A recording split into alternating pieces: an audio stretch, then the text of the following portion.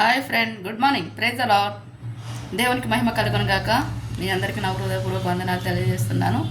ఈ దినము పునరుద్ధాన దినము, శ్రేష్టమైన దినము. రక్షింపబడిన వారందరము దేవుని మందిరానికి వెళ్ళి మన అతిక్రమం చర్యలు ఒప్పుకొని వదిలేసి సేవకుల గురించి, సంఘ పరిచర్య గురించి, రావాల్సిన ఆత్మల గురించి, మరి మన కుటుంబాల గురించి ప్రార్థన చేసి మరి రక్త మాంసంలో పాల్పంపులు పొందడానికి, మరి దేవుని రక్తంలో కడగబడిన మనము పరిశుద్ధులుగా చేయబడి మరి ఆత్మతో సత్యంతో ఆరాధించినప్పుడు మరి దేవుడు మొదటిగా మనల్ని అంగీకరించి, మన అర్పణలు అంగీకరించి తన రక్త మాంసంలో పాల్పంపులు పొందడానికి యోగ్యత అర్హతనిస్తాడు. దేవునికి మహిమ కలుగును గాక.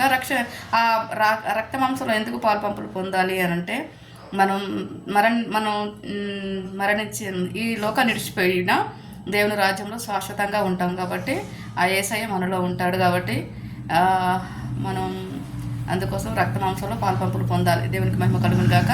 రక్షణ లేని వారైతే దేవుని కుమారుడైన యేసు ప్రభు మన కొరకు చనిపోయి తిరిగి లేశాడని మీ హృదయమందు అంగీకరించి పాపాలు ఒప్పుకొని వదిలేసి పాపక్షమాపణ నిమిత్తం మారు మనసు పొంది బాప్తీసం తీసుకోండి. దేవుడు గొప్ప రక్షణను ఇస్తాడు.